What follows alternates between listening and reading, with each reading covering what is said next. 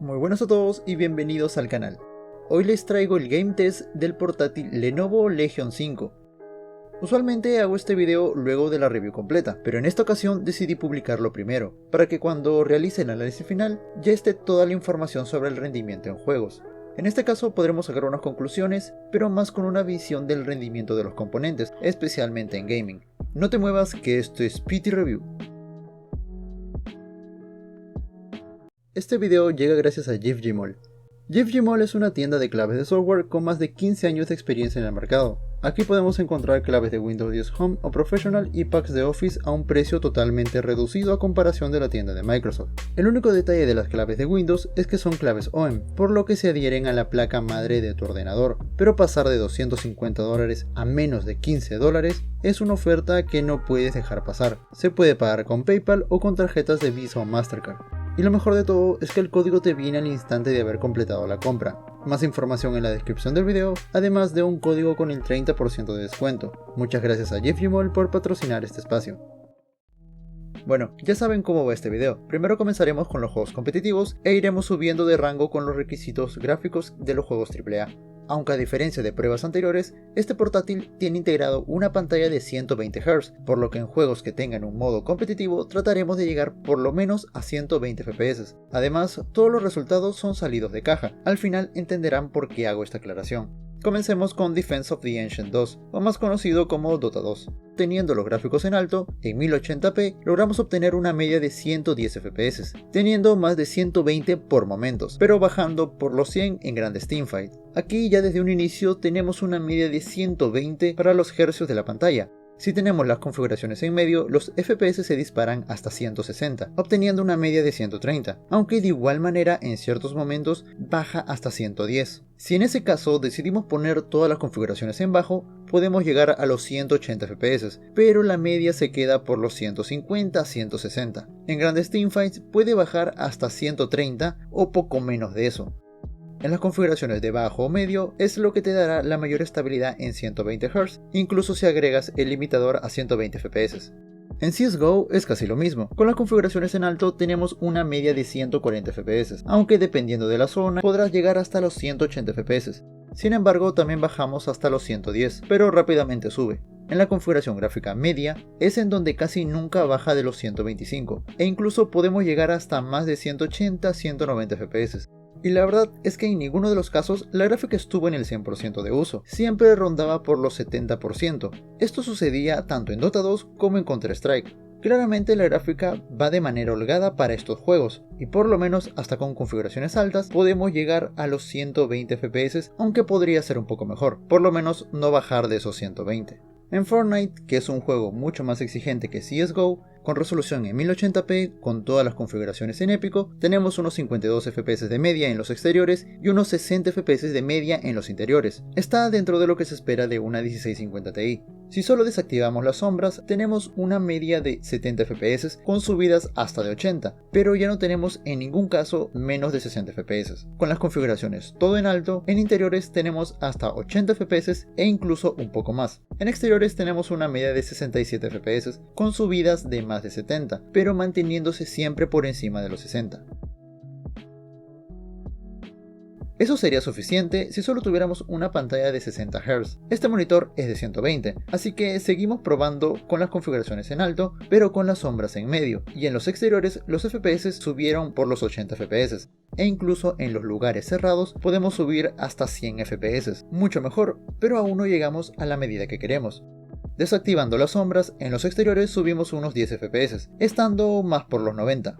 En interiores podemos llegar hasta más de 110 FPS, cerca pero aún no llegamos. Con los gráficos tanto en medio pero sin las sombras activadas, conseguimos lo que tanto queríamos. En interiores tenemos unos 140 a 150 fotogramas por segundo y en exteriores se mantiene en la mayoría de los casos por encima de los 120. En algún momento baja pero llega a 118 o 115. Por lo que aquí es el punto perfecto para conseguir los fotogramas que tu pantalla puede representar en cualquier situación. Pero alguien se puede preguntar, yo tengo un monitor de 160 Hz o 240, ¿puedo hacer algo con esto? Tal vez.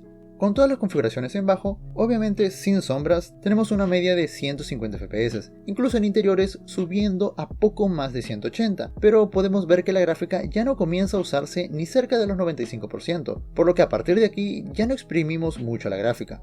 La configuración más recomendable es usar los gráficos entre medio y alto, pero sin sombras. Ahora pasemos al siguiente nivel, con los juegos AAA pero con bajos requerimientos gráficos. En GTA V, con los gráficos en muy alto, tenemos fácilmente los 60 FPS. En ciertas zonas llegará a 70 o poco más. Si bajamos las configuraciones a medio, con alguna en bajo, podemos llegar a estar entre los 90 a 100 FPS, aunque había momentos en donde los FPS se bajaban un poco, porque la gráfica dejaba de usar su 100%, pero mayormente se mantenía entre un 90% a más de 90 FPS. En GTA Online, con las configuraciones todo en muy alto, podemos conseguir una gran estabilidad y estar entre unos 55 a 60 FPS, de manera muy fluida. Aquí no hay mucha necesidad de tratar de conseguir 120 fotogramas, pero sí puedo agregar una curiosidad. Por momentos, el uso de la gráfica del 97% baja a 80%. Sube y baja, aunque siempre nos mantenemos por encima de los 55 FPS. Menciono esto para darte una idea que probablemente si es que bajaras los gráficos no subirás mucho en fotogramas, tal vez solo reduzca el uso de la gráfica, pero como dije, por lo menos tenemos la configuración más alta con una estabilidad a 60 FPS. En Call of Duty Warzone sucede algo parecido, pero aquí se afecta más. Este juego, si bien es cierto, tiene unos requisitos gráficos casi como un AAA, fácilmente podría entrar en la categoría de juegos competitivos, entonces lo mejor será tratar de llegar a los 120 FPS. Pues no lo pude conseguir. Primero lo probé sin tocar nada, solo esperé a que se descarguen todos los shaders y ya. Con las configuraciones gráficas en medio o alto, tenemos una media de 70 FPS de manera muy estable, pero como comenté, eso no basta, tenemos que llegar a los 120 FPS. Sin embargo, no pude pasar de los 90 FPS. Sin importar cuánto baje las configuraciones, incluso bajando la resolución, a lo mucho que pude llegar es a los 90. Solo en algunos segundos alcancé los 100 FPS, pero en ninguno de los casos se mantienen esos números. Esto sucede porque de alguna manera la gráfica deja de usar el 100%. Incluso cuando lo probé con resoluciones como HD, lo único que conseguí es que la gráfica esté por el 60 o 70% de uso. En cualquiera de los casos, el juego siempre fue fluido y muy cómodo, solo está ese detalle de no poder aprovechar los 120 Hz. Ahora pasemos a los pesos pesados, los juegos AAA con altos requerimientos gráficos. En Shadow of the Tomb Raider, con los gráficos en configuración más alta en 1080p, conseguiremos unos 40 a 44 FPS, pero bajando en algunas secciones a 35, pero menos de eso no baja. Con los gráficos en alto, conseguimos una media de 50 FPS, aunque solemos bajar y subir entre los 55 a 46 FPS, dependiendo de la zona. Con los gráficos en normal es tal vez lo más recomendable, ya que obtenemos 58 FPS de media, aunque casi siempre se mantiene cerca de los 60, ya sea pasando o quedándose por uno o dos fotogramas atrás. Con las configuraciones en bajo tenemos unos 70 FPS de media, aunque podemos obtener números cerca de los 80 fotogramas dependiendo de la zona. En Far Cry 5, en 1080p, con las configuraciones gráficas en Ultra, tenemos una media de 56 FPS, por momentos pasando la barrera de los 60, pero en algunas otras estando mucho más cerca de los 50 FPS. Con la configuración en alta se sube un poco más, pero solo un poco. Tenemos una media de 60 FPS, pero en varios momentos seguíamos moviéndonos entre los 56 y 58 FPS. La mayor diferencia de esta con la anterior configuración es que aquí podemos mantener más tiempo los 60 FPS. Si ponemos los gráficos en normal, subimos un poco más nuestros fotogramas, teniendo una media de 67 FPS. En algunos de los casos subimos a 70 y en otros podemos bajar otra vez por los 55, pero casi siempre estaba por encima de los 60. Aquí realmente no existe gran diferencia entre una configuración u otra. Creo que la configuración en alta es la mejor opción entre la experiencia gráfica y la jugabilidad. En Red Dead Redemption 2 Online es algo distinto. En 1080p con la calidad de texturas gráficas en Ultra obtenemos unos 43 FPS de media, pero podemos bajar hasta los 38 FPS. Con la calidad en alto llega a ser casi lo mismo, solo ganamos un par de FPS más. Con la configuración gráfica en media obtenemos un poco más. Comenzamos a subir más allá de los 40 FPS, consiguiendo una media de 50 FPS, aunque en momentos de gran carga, como en el día en un campo grande, puede bajar a 43 FPS, mientras que en la noche puede subir cerca de los 60 FPS.